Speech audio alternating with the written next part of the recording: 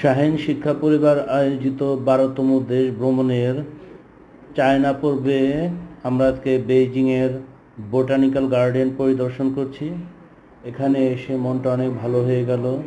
চারপাশে ফুল পাতাগুলো, এত রঙের ফুল, এত রঙের পাতা দেখে আমি আজকে খুবই অভিভূত।